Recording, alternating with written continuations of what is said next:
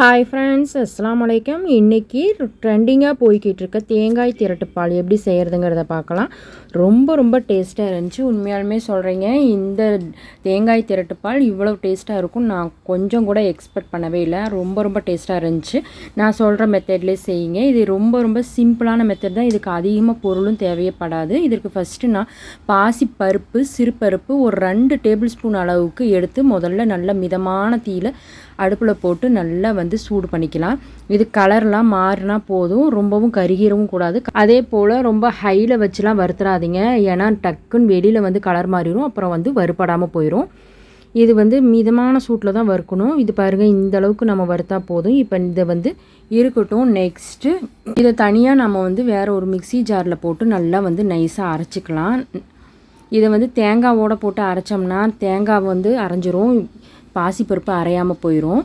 அதனால் அது இருக்கட்டும், சூடு ஆறட்டும். நெக்ஸ்ட்டு நான் நாட்டு சக்கரை தான் எடுத்துருக்கிறேன். இதுக்கு வெல்லம் போடுவாங்க.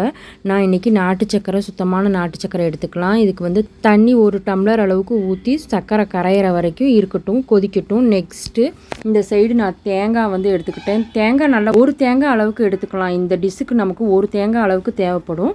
அரைச்சிட்டு வந்ததும் இந்த தேங்காயையும் நல்லா அரைச்சிட்டு தண்ணி ஊற்றாமல் ஃபஸ்ட்டு அரைச்சிக்கலாம். தேங்காய் அரைச்சதுக்கப்புறம் இந்த பாசிப்பருப்போடையே போட்டு நல்லா நம்ம நைஸாக அரைச்சிட்டு வந்துடலாம். நெக்ஸ்ட்டு இந்த சைடில் நமக்கு நாட்டு சர்க்கரையும் தண்ணியும் போட்டிருந்தது நல்லா கொதிச்சுக்கிட்டு இருக்குது. நல்லா பாகு கொதிக்கிற நேரத்தில் 1 ஸ்பூன் அளவுக்கு ஏலக்காய் பொடி போட்டுக்கலாம். நல்லா கொதித்ததுக்கப்புறம் இது உங்களுக்கு தூசி அழுக்கு இருந்துச்சுன்னா நீங்கள் வடிகட்டிக்கோங்க. எனக்கு இது சுத்தமான நாட்டு சர்க்கரைன்றனால நான் அப்படியே போட்டுக்கிட்டேன். அப்புறம் இதை நம்ம அரைச்ச விழுதை இதில் போட்டுக்கலாம். நல்லா போட்டு கிளறிக்கிட்டே இருப்போம். பாருங்கள், இந்த மாதிரி நல்லா பபிள்ஸாக வரும் பாருங்கள். இதில் நான் கொஞ்சம் நெய் ஊற்றுறேன். நெய்யெலாம் ரொம்பலாம் அதிகமாகலாம் செல்லலை, இதுக்கு கொஞ்சமாக ஊற்றினாலே போதும். இதுக்கு நெய் இதே மாதிரி கிளறிக்கிட்டே இருங்க. நல்லா கொதி வரும். இந்த தேங்காய் திரட்டுப்பால் செய்யும்போது வீடே அவ்வளோ வாசமாக இருந்துச்சு, சூப்பராக இருந்துச்சு டேஸ்ட்டு. இது நாட்டு சக்கரை தேங்காய்லாம் போட்டிருக்கனால இது ரொம்ப ஹெல்த்தியும் கூட. பசங்களுக்கு ஹெல்த்தியாக நம்ம செஞ்சு கொடுத்தோம்னா நல்லா விரும்பி சாப்பிடுவாங்க.